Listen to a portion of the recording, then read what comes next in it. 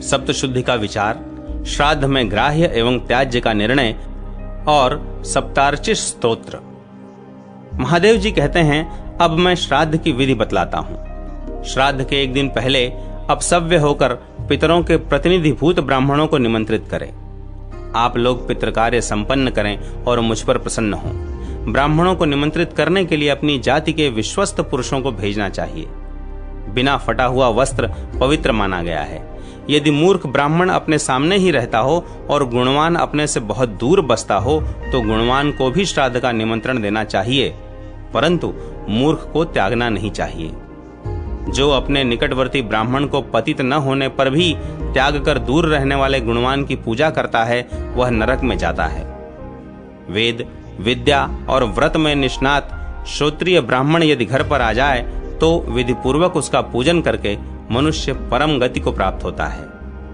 दोनों संध्या, जप, भोजन, दंत धावन, पितृकार्य, देव कार्य, मूत्रोत्सर्ग, मलोत्सर्ग, गुरु के समीप तथा यज्ञ, इन अवसरों पर जो मौन रहता है वह स्वर्ग में जाता है। यदि जप आदि में किसी तरह मौन भंग हो जाए तो वैष्णव मंत्र का उच्चारण और भगवान विष्णु का स्मरण करना चाहिए।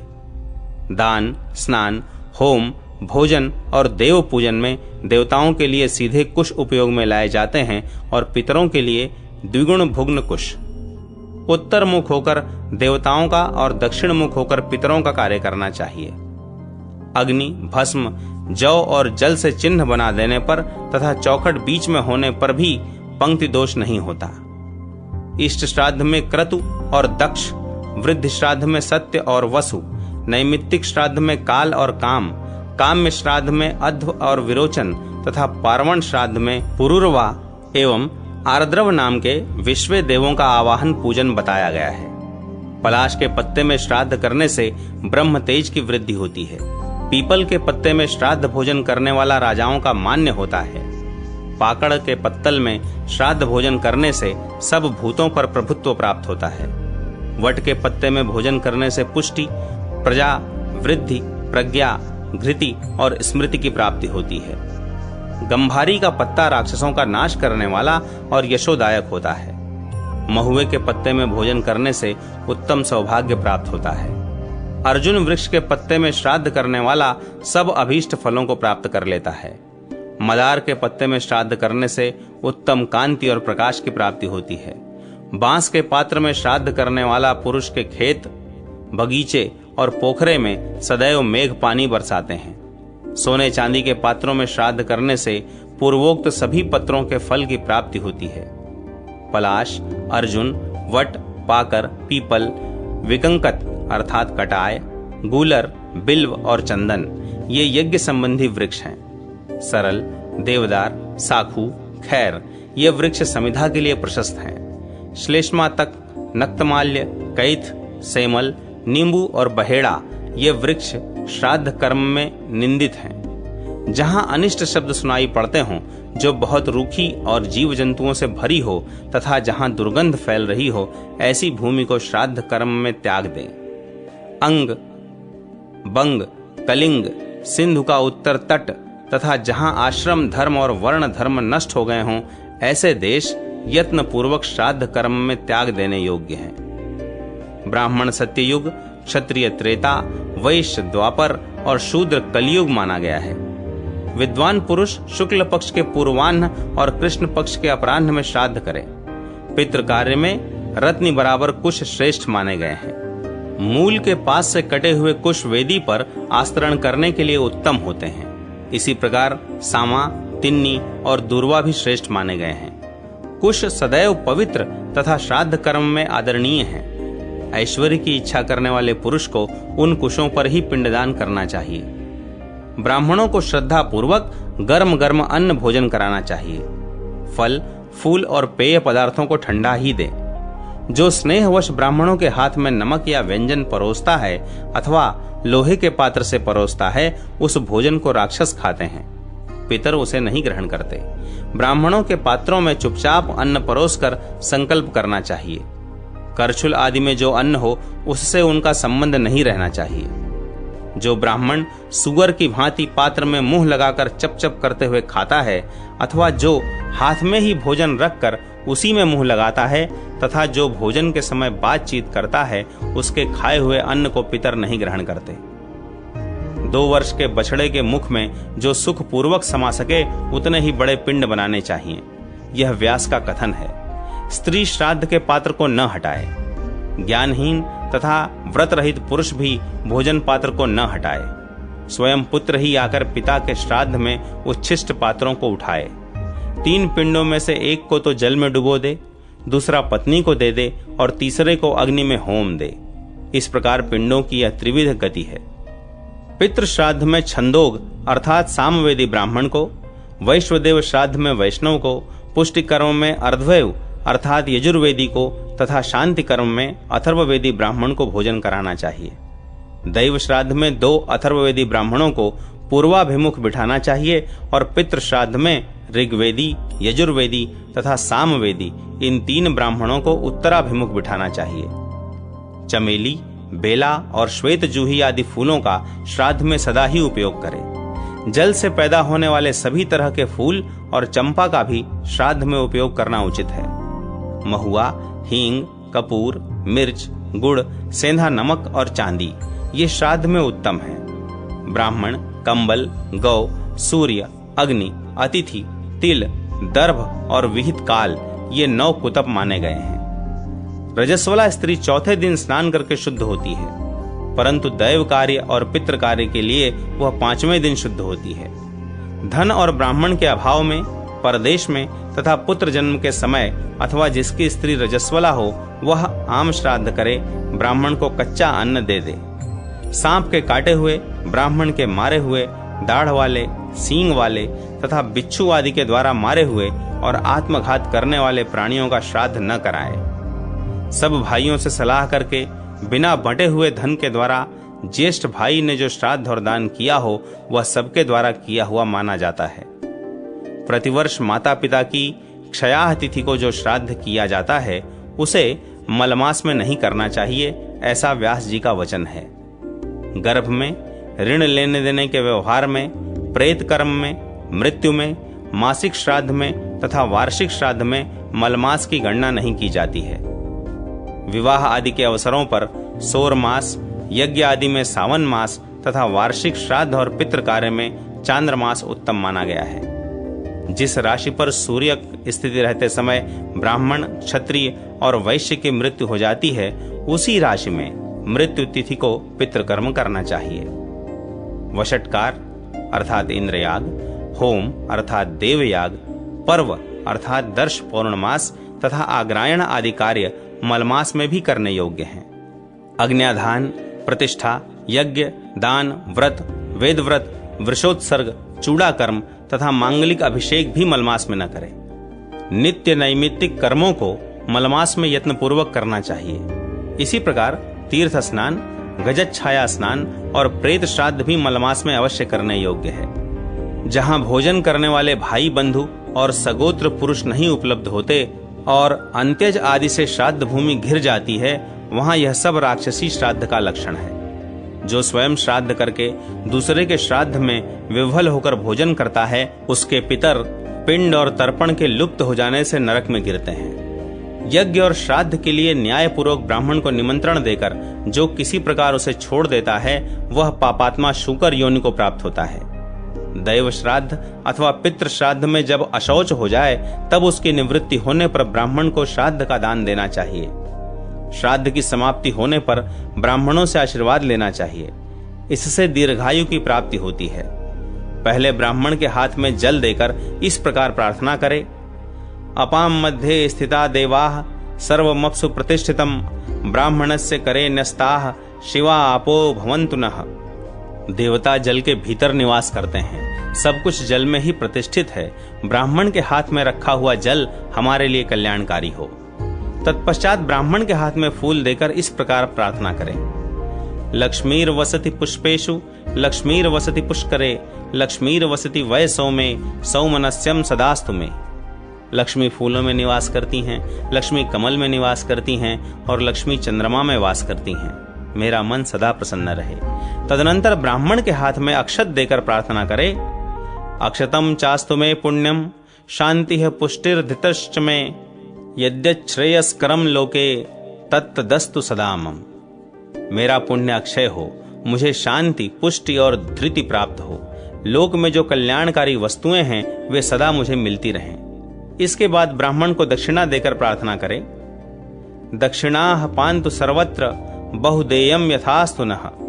दक्षिणा सर्वत्र रक्षा करे और हमारे पास दान करने के लिए बहुत सामग्री हो। सभी प्रार्थनाओं के उत्तर में ब्राह्मण एवमस्तु कहकर उनका अनुमोदन करे और यजमान मस्तक झुकाकर ब्राह्मण के आशीर्वाद को शिरोधार्य करे। भोग की इच्छा रखने वाला पुरुष पिंड को सदा अग्नि में डाले। संतान की प्राप्ति के लिए मध्यम पिंड मंत्रोच्चारण पूर्वक पत्नी को दे दे। उत्तम कांति चाहे तो सदा गऊओं को ही पिंड खिला दे। यदि प्रज्ञा, यश और कीर्ति की अभिलाषा हो तो सदा पिंड को जल में ही डाल दे। दीर्घायु की चाह हो तो सब पिंड कौओं को खिला दे।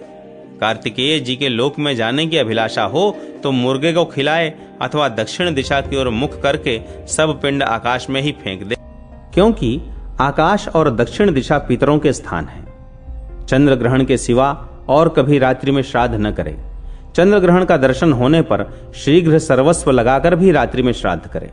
ग्रहण के समय श्राद्ध न करने वाला कष्ट पाता है और जो श्राद्ध करता है वह अपने पाप से उसी प्रकार तर जाता है जैसे जहाज समुद्र के पार होता है। काला उड़द, तिल, जौ, अगहनी का चावल, महायव, ब्रीहियव तथा काले और सफेद तिल श्राद्ध कर्म में सदा ग्राह्य हैं। बेल, आंवला, मुनक्का, कटहल, आमड़ा, अनार, केला, सामयिक साग और मूंग आदि वस्तुएं श्राद्ध कर्म में उत्तम मानी गई हैं।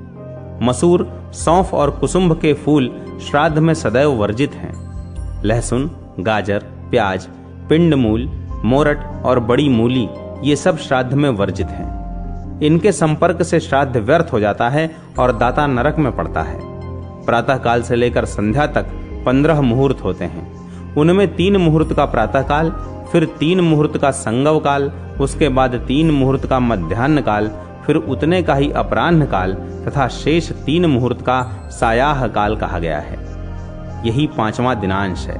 प्रातः काल से लेकर रोहिणी तक मनुष्य श्राद्ध करे। रोहिण मुहूर्त का उल्लंघन न करे। दिन के 8वें मुहूर्त को कुतप और 9वें को रोहिण कहते हैं। एकोद्दिष्ट श्राद्ध मध्याह्न में करना चाहिए। केवल जात कर्म संस्कार के समय उसे प्रातः काल किया जा सकता है। पितरों के लिए पृथक और विश्व देवों के लिए पृथक श्राद्ध करे। श्राद्ध करके ब्राह्मणों को विदा करे। उसके बाद बलिवश्व देव कर्म करे। यदि आग प्रज्वलित न हो और उसमें धुआं उठता हो तो उसमें हवन करने वाला यजमान अपने पुत्र के साथ अंधा हो जाता है। जहां दुर्गंध युक्त काले और नीले रंग की अग्नि पृथ्वी पर प्राप्त हो वहां पराजय होती है। यूं जानना चाहिए। जिसमें लपटें उठती हों, जिसकी ज्वाला में कुछ पीला रंग दिखता हो, जो धृत और सुवर्ण के समान दैदीप्यमान हो तथा जिसकी लपट प्रदक्षिण भाव से उठ रही हो, वह अग्नि संपूर्ण कर्मों को सिद्ध करने वाली होती है।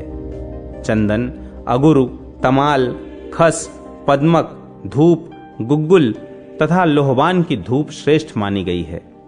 कमल, उत्पल, सुगंधित फूल तथा श्वेत रंग के पुष्प श्राद्ध में श्रेष्ठ माने गए हैं। जौ, सुभना, झिंटी, रक्तक और कुरंटक ये सभी फूल श्राद्ध कर्म में सदैव वर्जित हैं।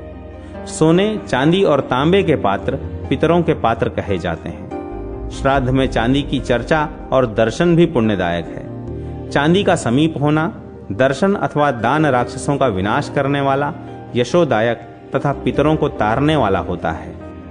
अब मैं अमृत मंत्र का उपदेश करता हूं। देवताभ्यः पितृभ्यश्च महायोगिभ्य एवच नमः स्वधाय स्वाहाय नित्यमेव नमो नमः। देवता, पितर, महायोगी, स्वधा और स्वाहा इन सबको नित्य बारंबार नमस्कार है। श्राद्ध के आदि और अंत में इस मंत्र का 3-3 बार जप करना चाहिए। ब्राह्मणों द्वारा सदैव पूजित होने पर यह मंत्र अश्वमेघ यज्ञ का फल देता है। पिंडदान के समय भी एकाग्र चित्त होकर इस मंत्र को जपे। इससे पितर प्रसन्न होते हैं तथा राक्षस भाग जाते हैं। अब मैं सप्तार्चिप स्तोत्र कहता हूं। जो मूर्ति रहित और मूर्तिमान हैं जिनका तेज सब और उद्दीप्त है, जो सर्वत्र व्यापक और दिव्य दृष्टि वाले हैं, उन पितरों को मैं सदा नमस्कार करता हूँ। जो इंद्र आदि देवताओं तथा दक्ष और कश्यप के भी नेता हैं एवं सप्तर्षियों और पितरों के भी नायक हैं, सबकी अभिलाषा पूर्ण करने वाले उन पितरों को मैं नमस्कार करता हूँ। जो मनु आदि सब मनुष्यों तथा सूर्य और चंद्रमा के भी माननीय पितर हैं, उन सब को मैं हाथ जोड़कर प्रणाम करता हूँ। जो नक्षत्रों, ग्रहों, वायु, अग्नि, आकाश और पृथ्वी के भी पिता हैं, उन सब को मैं हाथ जोड़कर नमस्कार करता हूँ। सातों लोकों में रहने वाले सातों पितरों को नमस्कार है, नमस्कार है। योग दृष्टि वाले स्वयंभू ब्रह्मा को नमस्कार करते हैं। यह सप्तार्चित स्तोत्र ब्रह्मर्षि गणों से पूजित, परम पवित्र तथा समस्त राक्षसों का विनाशक है। इस प्रकार इस स्तोत्र का 3 बार जप करें। जो श्रद्धालु जितेंद्रिय तथा एकाग्र चित्त होकर बड़ी श्रद्धा के साथ प्रतिदिन इस सप्तार्चित स्तोत्र का जप करता है, वह 7 समुद्रों वाली पृथ्वी का एक छत्र राजा होता है। जो इस श्राद्ध कल्प का नित्य पाठ करता है, वह पंक्ति पावन है। वही 18 विद्वाओं का पारंगत विद्वान माना गया है।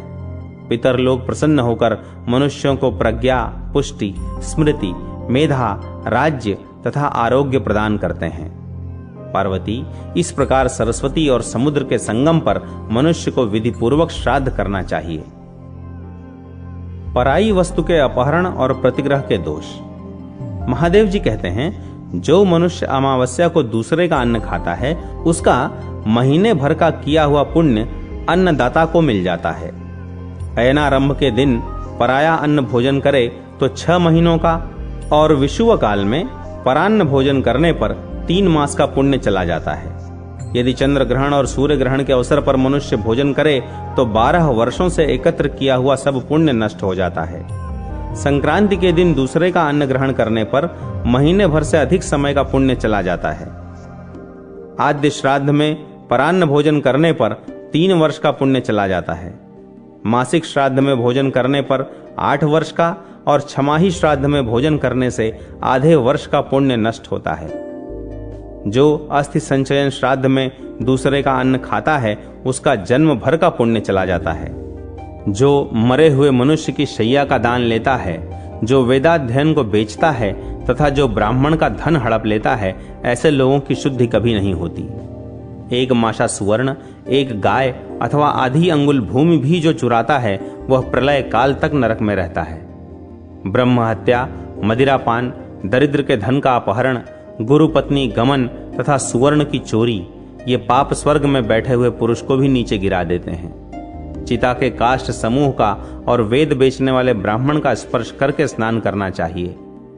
वेद बेचने वाला पुरुष द्रव्य के लिए जितने वेदाक्षरों का उपयोग करता है, उतनी बाल हत्याओं को प्राप्त होता है। जो वेद की शिक्षा लेकर उसके बदले में ब्राह्मण को दान देता है, वह पहले नरक में जाता है, उसके बाद वह ब्राह्मण भी नरक में गिरता है। वेदज्ञ ब्राह्मण भी यदि बलि वैश्वदेव नहीं करते तथा अग्निहोत्र आदि गृह्य कर्म से अलग रहते हैं, उन्हें शूद्र ही जानना चाहिए। जिन ब्राह्मणों ने अध्ययन नहीं किया है, जो अग्निहोत्र से रहित तथा अपने आचार से हीन हैं, वे सभी शूद्र जाति के हैं। जो क्षयाह के दिन श्रद्धा पूर्वक पिता का श्राद्ध नहीं करता, वह मनुष्य द्विज होने पर भी शूद्र के ही समान है। जो ब्राह्मण मृतक श्राद्ध, सूर्य ग्रहण, चंद्र ग्रहण, गजत छाया और सूतक में भोजन करता है, उसके साथ शूद्रोचित बर्ताव करे। ब्रह्मचारी, सन्यासी, शिल्पी तथा यज्ञ दीक्षित पुरुष को एवं यज्ञ, विवाह तथा सत्र में कभी सूतक नहीं लगता। शिल्पी, नट, दूत और सूदखोर ब्राह्मण के साथ शूद्रोचित बर्ताव करना चाहिए। जो निषिद्ध कर्मों में संलग्न, पाखंडी, दुष्कर्मी और पापाचारी हो, वह ब्राह्मण शूद्र के समान माना गया है। बिना स्नान किए भोजन करने वाला विष्ठा भोजन करता है। बिना जप किए खाने वाला पीप और रक्त खाता है। बिना हवन किए आहार करने वाला कीड़े खाता है। और देवता, अतिथि आदि को दिए बिना भोजन करने वाला पुरुष मानो मदिरा पीता है। राजा का अन्न तेज हर लेता है। शूद्र का अन्न ब्रह्म तेज को नष्ट कर देता है। सुनार का अन्न आयु और चमार का अन्न यश ले लेता है। कारीगर का अन्न संतान का नाश करता है। धोबी का अन्न बल को क्षीण करता है। किसी समूह या संस्था का अन्न तथा वेश्या का अन्न स्वर्ग आदि पुण्य लोकों से भ्रष्ट कर देता है। वैद्य का अन्न पीब, व्यभिचारिणी स्त्री का अन्न वीर्य, अधिक ब्याज लेने वाले का विष्ठा और हथियार बेचने वाले का अन्न मल के समान त्याज्य है। ब्राह्मण मांस, लाख और नमक बेचने से तत्काल पतित हो जाता है और दूध बेचने से 3 दिन में शूद्र के समान हो जाता है। रस को रस से बदलना चाहिए, किंतु रस देकर नमक नहीं लेना चाहिए। पके अन्न को कच्चे अन्न से बदला जा सकता है, तिल को उसी के बराबर धान्य से बदलना चाहिए। जो ब्राह्मण तिलों से भोजन, उबटन और दान से भिन्न कोई दूसरा व्यापार आदि कर्म करता है, वह कीड़ा होकर अपने पितरों के साथ कुत्ते की विष्ठा में डूबता है। पुआ, सुवर्ण, गौ, घोड़ा, पृथ्वी और तिल का दान लेने वाला ब्राह्मण यदि विद्वान न हो तो वह उसे ग्रहण करके काष्ठ की भांति जल जाता है। दान में लिया हुआ सुवर्ण आयु का तथा रत्न अपने शरीर, पुत्र, पौत्र, प्रपौत्र, दौहित्र तथा कुल में होने वाले अन्य पुरुषों का नाश कर देता है। 5 योजन के भीतर भी यदि अपने गुरु का आगमन सुनाई पड़े तो उनकी उपेक्षा न करें। मनुष्य सदा सत्पात्र को ही दान दे। जो कहीं दान दिया जाता हुआ देखकर लोभवश उसे मांगने लगे तो विद्वान पुरुष उसे दान न दे, क्योंकि लोलुपता या चपलता अच्छी नहीं होती। यदि ब्राह्मण रस का विक्रय त्याग दे तो उसे सौभाग्य की प्राप्ति होती है। मांस का त्याग करने से संतान की आयु बढ़ती है। चीर और वल्कल धारण करने से वस्त्र और आभूषण प्राप्त होते हैं। सच बोलने से मनुष्य स्वर्ग में क्रीड़ा करता है। अहिंसा धर्म के पालन से आरोग्य और दान देने से यश की प्राप्ति होती है।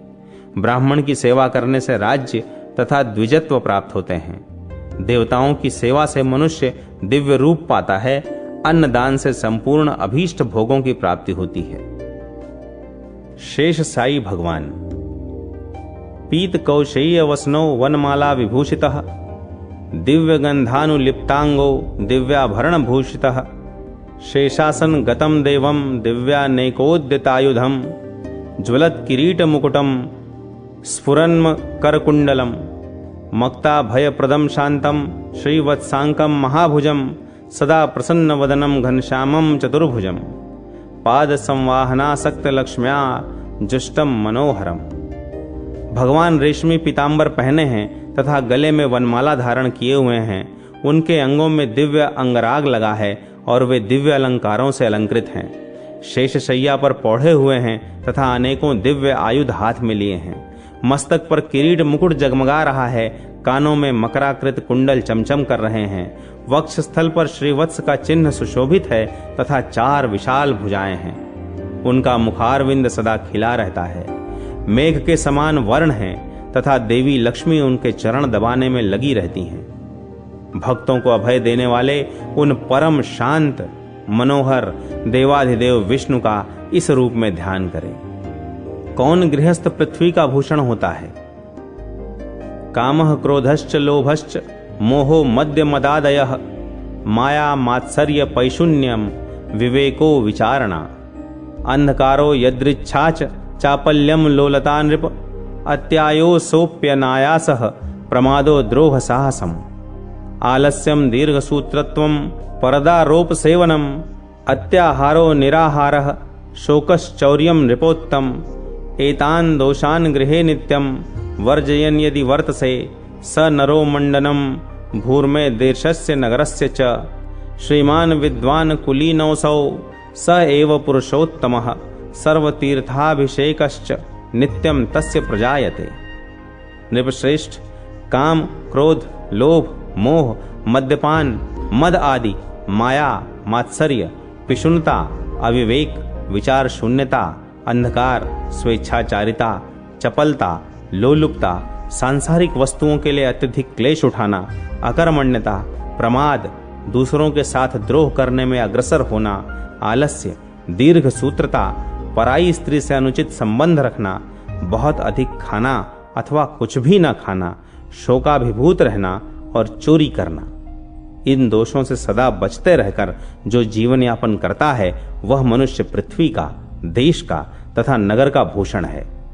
वही श्रीमान, विद्वान, कुलीन एवं मनुष्यों में श्रेष्ठ है तथा उसे नित्य संपूर्ण तीर्थों में स्नान करने का जल मिलता है। व्यर्थ और सफल दान, सुपात्र के लक्षण, विधवा एकादशी के दोष तथा द्रव्याभाव में श्राद्ध की विधि। महादेव जी कहते हैं, पार्वती, 4 प्रकार के जन्म और 16 प्रकार के दान व्यर्थ हैं तथा 4 प्रकार के जन्म उत्तम और 16 प्रकार के दान महादान हैं। अब इनका विवरण सुनो। कुपुत्रों का जन्म व्यर्थ है। जो धर्म से बहिष्कृत हैं, जो परदेश में जाते हैं तथा जो सदा पर स्त्रियों में आसक्त रहते हैं, उनका जन्म भी व्यर्थ है। जो दूसरे के यहाँ भोजन करते हैं और पर स्त्री लंपट हैं, उनको दिया हुआ दान व्यर्थ है। एक बार देने से इनकार करके फिर जो दान दिया जाता है वह भी व्यर्थ है।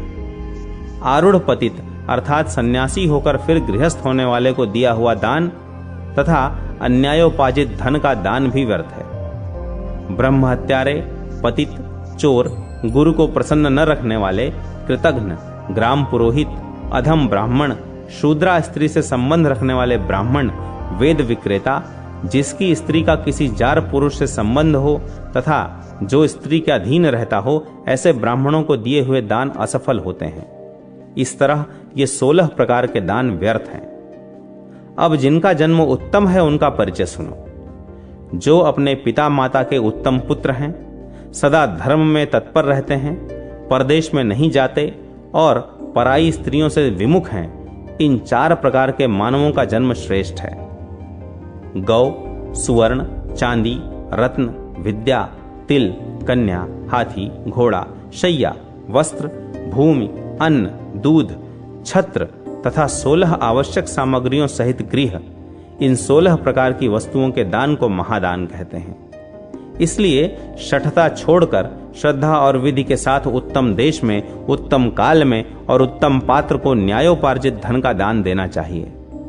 जो वेदाध्ययन से संपन्न, योगनिष्ठ, शांत, पुराण का ज्ञाता, पाप से डरने वाला, स्त्रियों के प्रति क्षमा भाव रखने वाला, धर्मात्मा, गौओं को आश्रय देने वाला तथा सदाचार से युक्त हो, उसी को दान का उत्तम पात्र कहते हैं। सत्य, इंद्रिय संयम, तप, शौच, संतोष, ईर्ष्या का न होना, सरलता, ज्ञान, मन संयम, दया और दान, ये सद्गुण ही सुपात्र के लक्षण हैं।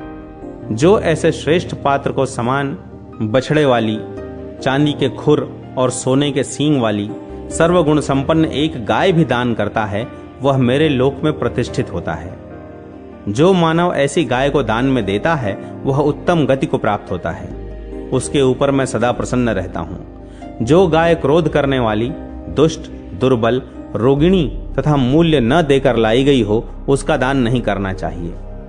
जो अतिथियों का प्रेमी, मन को वश में रखने वाला, अग्निहोत्री तथा धन के अभाव से कष्ट पाने वाला श्रोत्रिय ब्राह्मण हो, उसे दी हुई एक गाय भी अधिक गुणवाली होती है। जो ज्ञान दुर्बल ब्राह्मण गाय को बेचता है, वह गोदान लेने का अधिकारी नहीं है।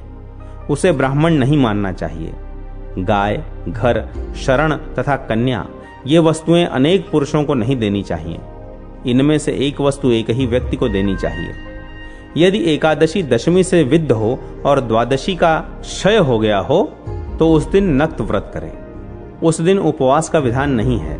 जो एकादशी में उपवास करके त्रयोदशी को पारण करता है, उसकी 12 द्वादशियों का फल नष्ट हो जाता है।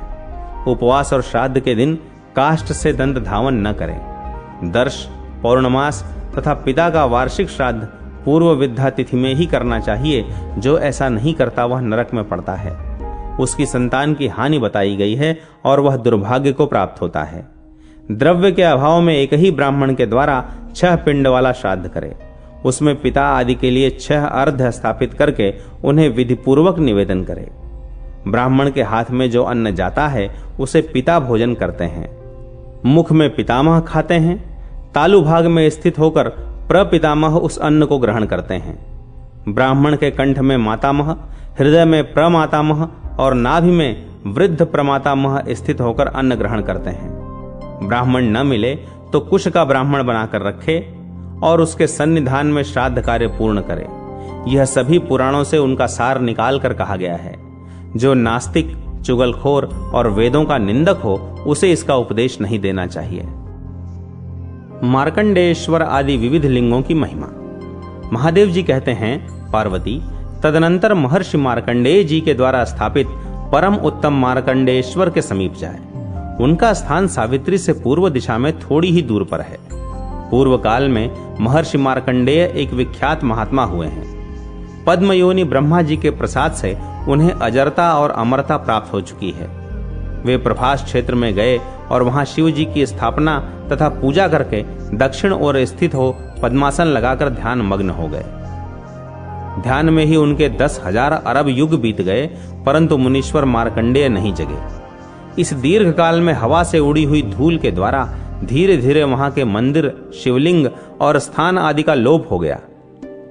तत्पश्चात किसी समय मुनि जब समाधि से जगे तब उन्होंने सारा शिव मंदिर धूल से आच्छादित देखा। फिर वे मिट्टी खोदकर वहां से बाहर निकले और वहां शिव की पूजा के लिए एक बहुत बड़ा द्वार बनवाया। जो मनुष्य उसमें प्रवेश करके वहां भगवान शिव का पूजन करता है वह मेरे परम धाम को प्राप्त होता है। मार्कंडेश्वर से उत्तर दिशा में 5 धनुष की दूरी पर पुलस्तेश्वर का स्थान है। उनका दर्शन और पूजन करके मनुष्य अपने 7 जन्मों का पाप नष्ट कर डालता है।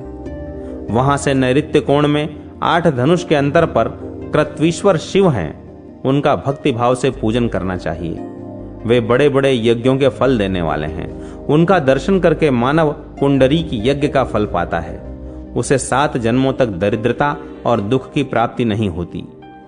कृत्वीश्वर से पूर्व दिशा में 16 धनुष दूर कश्यपेश्वर लिंग है, जो महापातकों का नाश करने वाला है। कश्यपेश्वर का दर्शन करके मनुष्य धनवान और पुत्रवान होता है तथा सब पातकों से मुक्त हो जाता है। कश्यपेश्वर से ईशान कोण में 8 धनुष दूर कौशिकेश्वर शिव हैं, जो बड़े बड़े पातकों का नाश करने वाले हैं। उनका दर्शन पूजन करके मानव मनोवांछित फल पाता है। मार्कंडेश्वर से 20 धनुष दक्षिण ओर कुमार कार्तिकेय द्वारा स्थापित लिंग है। उसके आगे एक कूप है। उसमें स्नान करके जो कुमारेश्वर शिव का पूजन करता है वह सब पातकों से मुक्त होकर स्वामी कार्तिकेय जी के लोक में जाता है। मार्कंडेश्वर से उत्तर दिशा में 15 धनुष दूर गौतमेश्वर नामक उत्तम लिंग है। उस लिंग की विधि पूर्वक पूजा करके मनुष्य 5 पातकों से छूट जाता है। वहां से पश्चिम भाग में 16 धनुष पर देवराजेश्वर लिंग है, जिसकी स्थापना देवराज इंद्र ने की है। जो मनुष्य उनकी पूजा करता है वह सब पातकों से मुक्त हो जाता है। वहीं पर मनु जी के द्वारा स्थापित मानवेश्वर लिंग है। जो उसकी पूजा करता है वह पातकों से मुक्त होता है। सब लोग शिवमय हैं और सब कुछ शिव में ही प्रतिष्ठित है, इसलिए जो अपना कल्याण चाहे वह भगवान शिव के ही नामों का जप करे। ब्रह्मा आदि सब देवता, राजा, महर्षि, मनुष्य और मुनि ये सभी लोग शिवलिंग का पूजन करते हैं। शिवलिंग की स्थापना करने वाला मानव ब्रह्म हत्या, बाल हत्या तथा अन्य पातकों का शिव जी के तेज से नाश करता है। वहां से दक्षिण दिशा में वृषध्वजेश्वर नामक शिव हैं। वे ही अव्यक्त अविनाशी अक्षर ब्रह्म हैं, जिससे परे कुछ भी नहीं है। उनका न आदि है न अंत है। वे योगी गम्य हैं, सर्वाश्चर्यमय हैं, बुद्धि से ग्रहण करने योग्य तथा निरामय हैं। उनके सब ओर हाथ, पैर, नेत्र, सिर और मुख हैं। उन्हीं को मृड और स्थाणु आदि नामों से पुकारते हैं। राजा मरुत, पृथु, भरत, शशविंदु, गय, शिवी, राम, अम्बरीश, मानधाता, दिलीप, भगीरथ, सुहोत्र, रंतिदेव, ययाति और सगर ये भाग्यशाली राजा प्रभास क्षेत्र में आए और वृषध्वजेश्वर की यज्ञों द्वारा आराधना करके स्वर्गलोक में चले गए। देवी, मैं सच कहता हूँ, हित की बात कहता हूँ और बार बार इसको दोहराता हूँ। इस विनाशशील असार संसार में केवल शिव की आराधना ही सार है।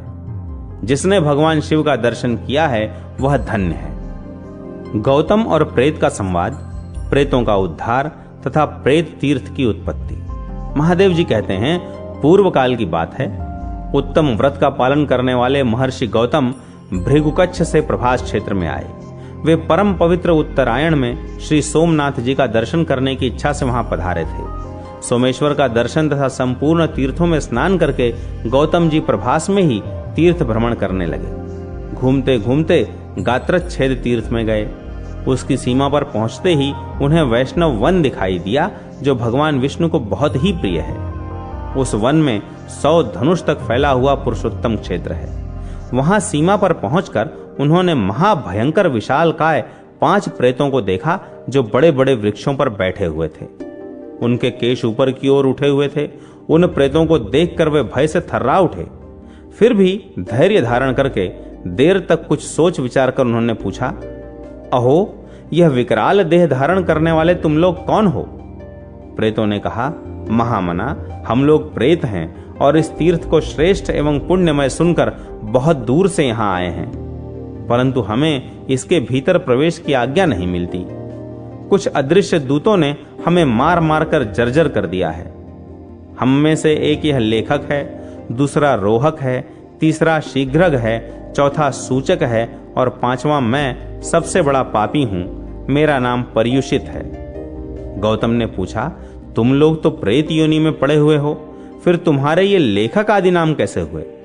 प्रेत बोले, इसके पास जब कोई ब्राह्मण याचना करने आता तब यह पृथ्वी पर कुछ लिखने लगता था। उसे हां या ना कुछ भी उत्तर नहीं देता था, इसीलिए यह लेखक नाम से सूचित हुआ है। हमारा यह दूसरा साथी किसी याचक ब्राह्मण को देखते ही भय से महल की छत पर चढ़ जाता था, इसीलिए इसका नाम रोहक अर्थात चढ़ने वाला हुआ।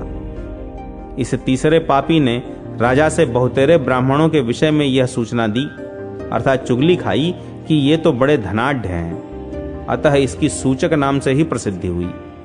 ये चौथे महाशय ब्राह्मणों द्वारा याचना करने पर प्रतिदिन भागकर शीघ्रता पूर्वक आगे बढ़ जाते थे, किसी को कुछ भी नहीं देते थे, अतः इन्हें शीघ्रग कहा गया है। मैं ब्राह्मणों को सदा पर्युषित अर्थात बासी कदन्न देता था और स्वयं मिष्ठान्नों से ही पेट भरता था, इसलिए मैं पर्युषित नाम से भूतल पर प्रसिद्ध हुआ। गौतम ने पूछा, संसार में कोई भी प्राणी बिना भोजन के नहीं रहते, अतः बताओ तुम लोग क्या आहार करते हो? प्रेतों ने कहा, द्विज श्रेष्ठ, जहां भोजन के समय आपस में कलह होने लगता है वहां उस अन्न के रस को हम ही खाते हैं। जहां मनुष्य बिना लिपि पुती धरती पर खाते हैं, जहां ब्राह्मण शौचाचार से भ्रष्ट होते हैं, वहां हमको भोजन मिलता है। जो पैर धोए बिना खाता है, जो दक्षिण की ओर मुंह करके भोजन करता है अथवा जो सिर में वस्त्र लपेटकर भोजन करता है, उसके उस अन्न को सदा प्रेत ही खाते हैं। जहां रजस्वला स्त्री, चांडाल और सुगर श्राद्ध के अन्न पर दृष्टि डाल देते हैं, वह अन्न हम प्रेतों का ही भोजन होता है। जिस घर में सदा जूठन पड़ा रहे, निरंतर कलह होता रहे और बलि वैश्व देव न किया जाता हो, वहां हम प्रेत लोग भोजन करते हैं। ब्राह्मण ने पूछा, कैसे घरों में तुम्हारा प्रवेश नहीं होता? यह बात मुझे सत्य सत्य बताओ। प्रेत बोले, ब्राह्मण, जिस घर में बलि वैश्वदेव होने से धुएं की बत्ती उठती दिखाई देती है, उसमें हमारा प्रवेश नहीं होता। जिस घर में सवेरे चौका लग जाता है तथा वेद मंत्रों की ध्वनि होती रहती है, वहां की किसी वस्तु पर हमारा अधिकार नहीं होता। गौतम ने पूछा, किस कर्म के परिणाम से मनुष्य प्रेत भाव को प्राप्त होता है? प्रेत बोले, जो धरोहर हड़प लेते हैं, जूठे मुंह यात्रा करते हैं तथा गौओं और ब्राह्मणों की हत्या करने वाले हैं, वे प्रेत योनि को प्राप्त होते हैं। जो दूसरों की चुगली खाने में लगे रहते हैं, झूठी गवाही देते और न्याय के पक्ष में नहीं रहते, वे मरने पर प्रेत होते हैं। जो सूर्य की ओर मुंह करके थूक, खंखार और मलमूत्र त्याग करते हैं, वे प्रेत शरीर प्राप्त करके दीर्घ काल तक उसी में स्थित रहते हैं। गौओं, ब्राह्मणों तथा रोगियों को जब कुछ दिया जाता हो, उस समय जो न देने की सलाह देते हैं, वे भी प्रेत ही होते हैं। यदि शूद्र का अन्न पेट में रहते हुए ब्राह्मण की मृत्यु हो जाए तो वह अत्यंत भयंकर प्रेत होता है। विप्रवर, जो अमावस्या तिथि में मदोन्मत्त होकर हल में 3 बैलों को जोतता है, वह मनुष्य प्रेत होता है। जो विश्वासघाती, ब्रह्म हत्यारा, स्त्रीवध करने वाला, गोघाती, गुरुघाती और पितृ हत्या करने वाला है, वह मनुष्य भी प्रेत होता है। मरने पर जिसके लिए 16 एकोद्दिष्ट नहीं किए गए हैं, उसको भी प्रेत योनि की प्राप्ति होती है। गौतम ने पूछा, किस कर्म के परिणाम से मनुष्य प्रेत योनि में नहीं पड़ता, वह सब मुझसे कहो। प्रेतों ने कहा, जो तीर्थ यात्रा में तत्पर, देव पूजा परायण तथा सदा ब्राह्मण भक्त रहता है, वह प्रेत नहीं होता। जो प्रतिदिन शास्त्र सुनता, नित्य पंडितों की सेवा करता और वृद्ध पुरुषों से अपना संदेह पूछता है, वह प्रेत नहीं होता। जो पवित्र गया तीर्थ में जाकर श्राद्ध करता है, उसके वंश में कोई प्रेत नहीं होता। इसीलिए हम बड़ी दूर से यहाँ शीघ्रता पूर्वक आए हैं, परंतु इस पुण्य क्षेत्र में प्रवेश नहीं कर पाते। इस प्रेत शरीर से हमारा मन खिन्न हो गया है, अतः महाभाग आप ही प्रयत्न पूर्वक हम लोगों के आश्रय होइए। गौतम ने पूछा, तुम्हारा उद्धार किस प्रकार होगा?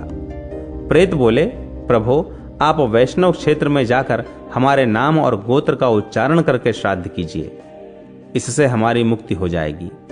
यह सुनकर दयार्द्र गौतम ने वैष्णव क्षेत्र में जाकर उन सबों के लिए पृथक पृथक श्राद्ध किया। वे जिस जिसका श्राद्ध करते थे वह रात्रि को स्वप्न में आकर दर्शन देता और कहता, विप्रवर आपके प्रसाद से मैं प्रेत योनि से मुक्त हो गया, आपका कल्याण हो, अब मैं जाता हूँ, मेरे लिए विमान उपस्थित हुआ है। यूं कहकर प्रत्येक प्रेत चल देता था। इस प्रकार उन्होंने 4 प्रेतों का तो उद्धार कर दिया। 5वें दिन उन्होंने पर्युषित के लिए विधि पूर्वक श्राद्ध किया। तदनंतर रात को स्वप्न में उन्हें पर्युषित दिखाई दिया, जो लंबी लंबी सांसें खींचता हुआ दीनतापूर्ण वाणी में बोल रहा था, विप्रवर मुझ भाग्यहीन पापी का उद्धार नहीं हुआ, मेरे द्वारा यही सबसे बड़ा पाप हुआ कि मैंने धन बढ़ाया। गौतम ने पूछा, प्रेत तुम्हारा उद्धार अब किस प्रकार होगा, अब शीघ्र बताओ। पर्युषित बोला, ब्राह्मण आप मेरा पुनः श्राद्ध कीजिए। उसके यूं कहने पर गौतम ने उसके लिए उत्तरायण में पुनः श्राद्ध किया।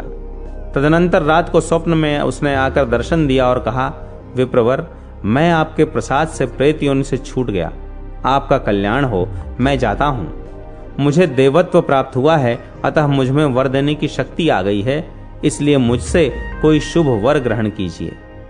क्योंकि ब्रह्म हत्यारे, शराबी, चोर तथा व्रतभंग करने वाले पुरुषों के लिए साधु पुरुषों ने प्रायश्चित बताया है, किंतु कृतघ्न के लिए कोई भी प्रायश्चित नहीं बतलाया गया है। गौतम ने कहा, यदि तुम मुझे वर देने में समर्थ हो तो जिस स्थान में मैंने तुम सब प्रेतों को देखा है वहां मैं आश्रम बनाकर तपस्या करूंगा।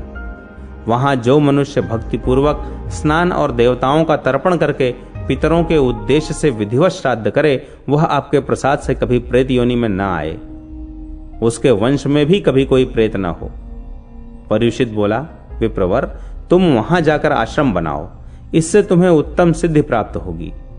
जो मानव श्रद्धा भक्ति से यहाँ श्राद्ध करेंगे वे पितरों सहित विमान में बैठकर स्वर्ग को जाएंगे, उनमें से कोई प्रेत नहीं होगा।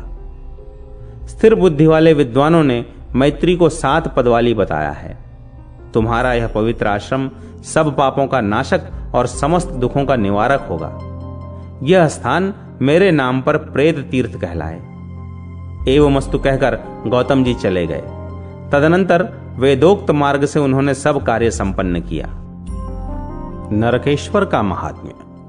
महादेव जी कहते हैं, पार्वती इंद्रेश्वर से उत्तर दिशा में समस्त पापों का नाश करने वाले नरकेश्वर देव विराजमान हैं। प्राचीन काल की बात है, भूतल में विख्यात मथुरा नाम की नगरी में देव शर्मा नामक एक विद्वान ब्राह्मण रहता था, जो अगस्त्य गोत्र में उत्पन्न तथा दरिद्रता से पीड़ित था। उस नगर में उसी रूप और अवस्था से युक्त एक दूसरा भी वेदज्ञ ब्राह्मण था, जो उसी गोत्र में उत्पन्न हुआ था। नाम भी उसका वही था। किसी समय यमराज ने अपने दूत से कहा, तुम मथुरापुरी को जाओ और देव शर्मा को ले आओ। दूत गया और नाम की समानता से उस दारिद्र पीड़ित देव शर्मा को ले आया। उसे देखकर यमराज ने कहा, विप्रवर आप शीघ्र लौट जाइए, दूत नाम की समानता से तुम्हें ले आया है। ब्राह्मण बोले, भगवान मैं घर नहीं लौटूंगा, जीवन भर की दरिद्रता से वहां भी मैं तंग आ गया था। अब जो शेष आयु है उसे यहां आपके समीप ही बिता दूंगा। यमराज बोले, ब्राह्मण यहां कोई असमय में नहीं आता और समय पूरा होने पर कोई पृथ्वी पर क्षण भर भी जीवित नहीं रहता। पृथ्वी पर न कोई मेरा मित्र है न शत्रु। यदि उसका समय पूरा नहीं हुआ है तो सैकड़ों बाणों से घायल होने पर भी मनुष्य की मृत्यु नहीं होती और आयु पूर्ण हो जाने पर कुशाग्र से बिंधने पर भी वह जीवित नहीं रहता। अतः द्विज श्रेष्ठ, जब तक तुम्हारा शरीर जला न दिया जाए तब तक लौट जाओ। ब्राह्मण ने कहा, देव साधु पुरुषों का विशेषतः आपका दर्शन कभी व्यर्थ नहीं जाता। अतः मैं पूछता हूं कि ये जो अत्यंत भयंकर नरक दिखाई देते हैं, इनमें किस कर्म से मनुष्य को जाना पड़ता है? इन नरकों की कितनी संख्याएं हैं? यमराज ने कहा, विप्रवर मेरे लोक में बहुत से नरक हैं। इनमें से कुछ प्रधान हैं और कुछ उन्हीं की शाखाएं हैं। जिनको तुम मेरे सेवकों द्वारा यंत्र में पीड़ित देख रहे हो, ये पापी और कृतघ्न हैं। इन्होंने आसक्त होकर पराई स्त्रियों पर कुदृष्टि डाली है, और जिन्हें तुम कुंभी पाक में डाला हुआ देखते हो, ये सब झूठी गवाही देने वाले और घूसखोर हैं। ये जो लोहे के तपाए हुए खंभों का आलिंगन कर रहे हैं, इन दुरात्माओं ने पराई स्त्रियों के साथ रमण किया है। जो दुष्ट गोघाती तथा देवताओं और ब्राह्मणों के निंदक रहे हैं, वे ही ये कुठार से काटे जाते हैं। जिन्हें सियार, भेड़िए और लोहमुख जंतु खा रहे हैं तथा ये जो भूख से पीड़ित होकर अपना ही मांस खाते हैं, इन्होंने कभी अन्नदान नहीं किया है। जो लोग सदा गौओं और ब्राह्मणों के विनाश के लिए यत्नशील रहे हैं, वे ही ये रक्त, पीप और चर्बी भक्षण कर रहे हैं। इसी प्रकार विविध पापों का फल भोग कराने के लिए भिन्न भिन्न नरक हैं। जो लोग प्रभास क्षेत्र में जाकर नरकेश्वर शिव के दर्शन करते हैं, उन्हें कभी नरक नहीं देखना पड़ता। नरकेश्वर की स्थापना स्वयं मैंने ही की है। यह सुनकर वह ब्राह्मण अपने घर को लौट गया और धर्मराज के वचन का स्मरण करके प्रभास क्षेत्र में जा जीवन भर नरकेश्वर की आराधना में संलग्न हो उत्तम सिद्धि को प्राप्त हुआ। इसीलिए सर्वथा प्रयत्न करके भक्ति पूर्वक नरकेश्वर का दर्शन करना चाहिए। अतिपातकों से युक्त मनुष्य भी उनके दर्शन से नरक में नहीं पड़ता। अश्विन कृष्णा चतुर्दशी को जो वहां विधि पूर्वक श्राद्ध करता है, वह अश्वमेघ यज्ञ का फल पाता है।